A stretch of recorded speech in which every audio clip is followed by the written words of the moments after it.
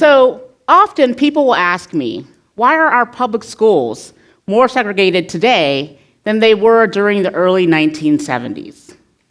After all, Brown versus Board of Education, the case in which the US Supreme Court held that state-mandated racial segregation in public schools is unconstitutional, was decided nearly 60 years ago. Or sometimes people will ask me, why is it that 50 years after the enactment of Title VII, the statute that prohibits discrimination in employment of many kinds, including race, are we so far away from having workplaces that are free from racial discrimination? Why is it that racial disparities in unemployment rates between blacks and whites remain the same as they were in 1964 when Title VII was enacted? And basically, what people want to know is, why haven't we quite made that shift towards full racial equality when we have laws on the books that assert that everyone has a right to equal opportunity? And my initial response is usually simple. It's not only about the law. Law does not exist in a vacuum.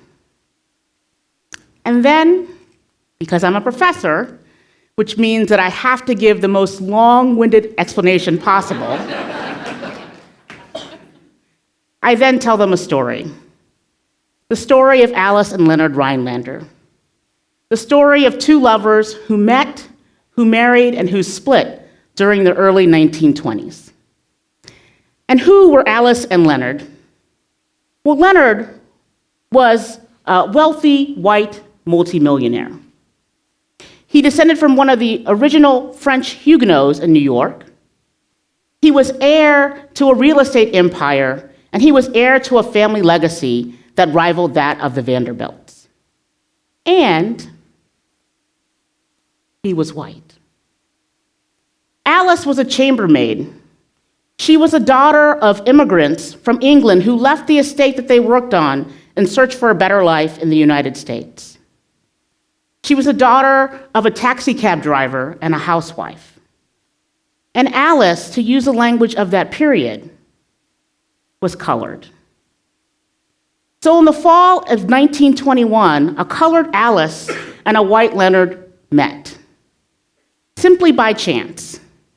And they fell in love, and they made love, and they wrote love notes to each other, and they even remained together and remained true to each other for over a year and a half when Leonard's father sent him away. And when he returned, they got married. And their marriage in New York was legal. New York law did not ban interracial marriages. And yet their marriage license did not indicate that they were an interracial couple. Their marriage license identified both Alice and Leonard as white. And Alice and Leonard, in fact, worked really hard to keep their marriage a secret. Like many people, unlike many people, they didn't have a big ceremony in which they invited friends and family to celebrate their union. They didn't have a wedding announcement, the kind of wedding announcement that you would expect when a Rhinelander gets married. And after they got married, they didn't live in the kind of luxury that you would expect a Rhinelander couple to live in. Instead, they chose to live in the very modest home of Alice's parents, George and Elizabeth Jones. They chose to do that, trying to keep their marriage a secret, hiding their marriage from what I would call the paparazzi of the 1920s. But their efforts failed.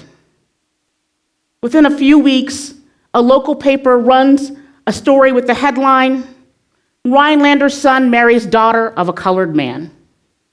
And that moment becomes the beginning of the end of their marriage.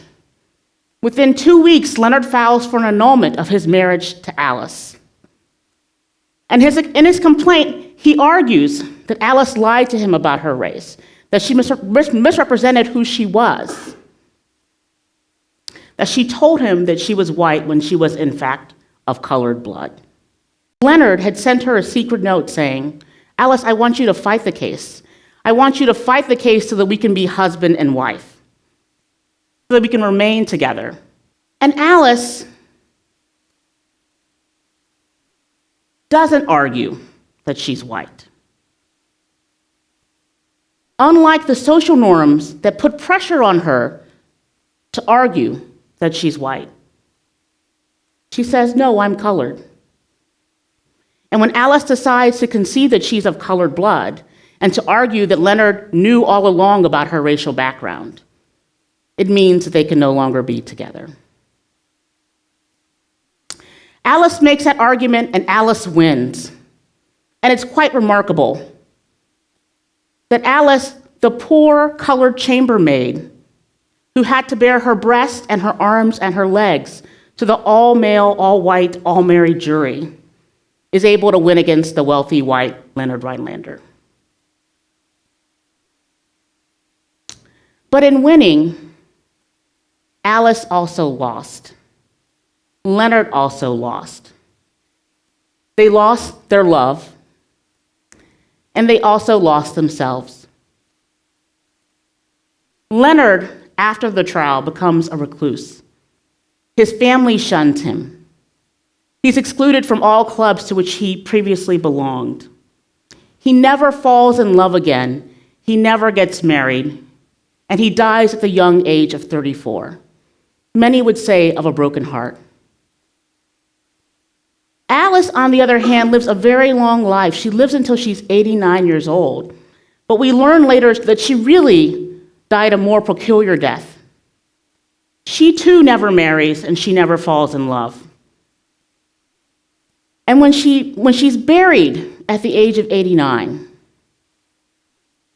we learn that she really died 65 years earlier at the end of that trial, because she doesn't bury herself with a headstone that holds her maiden name. Instead, she buries herself with a headstone that reads Alice J. Rhinelander. So we know that 65 years later, she's been pining for her one true love all along. Now, I know what you're thinking. Angela, that's a really moving story. But what does that have to do with the limited shifts that we've made towards racial equality? And my answer is that it has everything to do with it.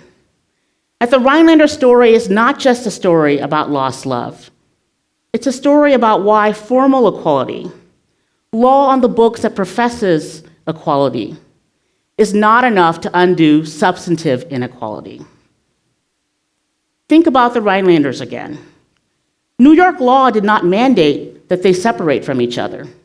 Instead, it was social norms, whether or not everyone accepted those social norms, that began to tear them apart. And here's the real trick.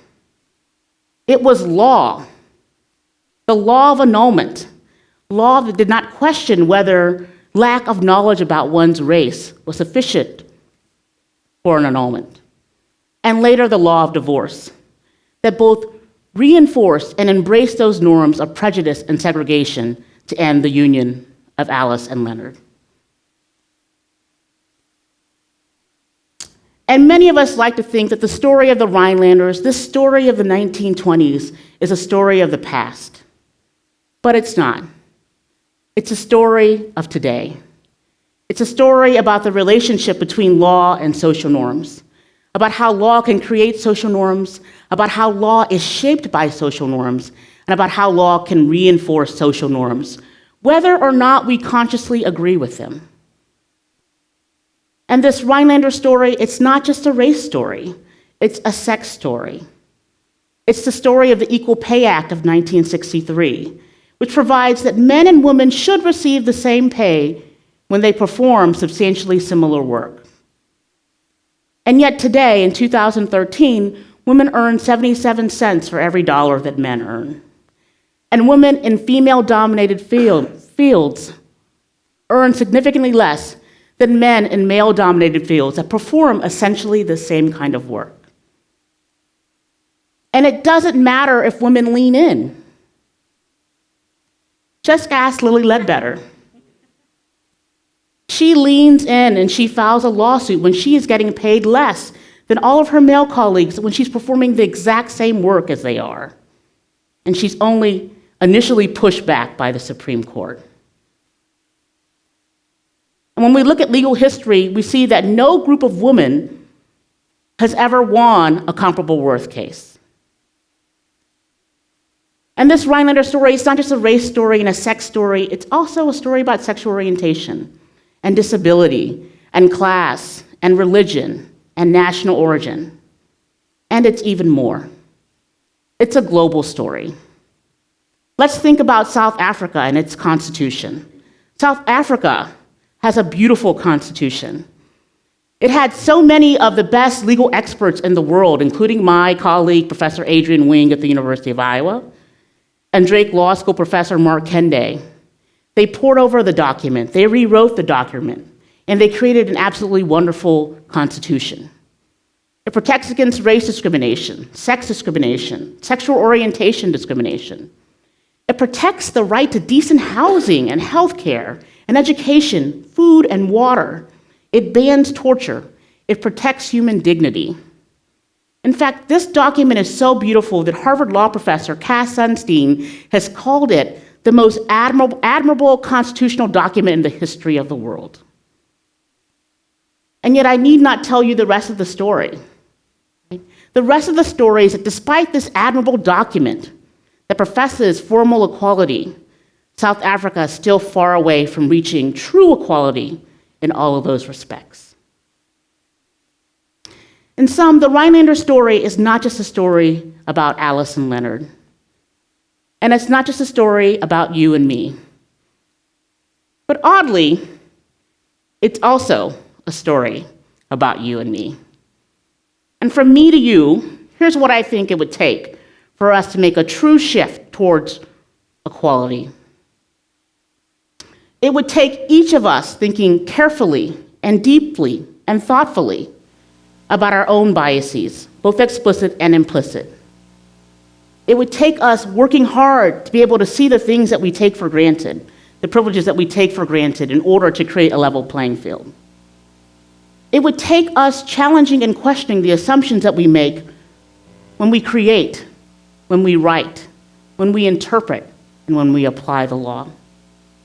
It would take us getting rid of this notion that in order for us to reach equality, we have to ignore the realities of racism and sexism, for example. Ignoring race or sex, what we like to think of as color blindness or gender blindness, is not the answer. It only preserves current hierarchies. And it would take each of us making a shift in ourselves. And here's why that shift in ourselves is important. It's important because we each have an impact on each other, and we each have an impact on the institutions that surround us. And if we make those important shifts, we also make shifts in institutions like religion and family and schools and hospitals and the law. And we make all those shifts, we then bring ourselves closer to achieving that one societal shift that we so desire, a shift towards true equality. So in the end, I want to leave you with one last sentence, and I'll say it in the rhythm of one of my favorite songs, Man in the Mirror by Michael Jackson. Make that shift. Thank you.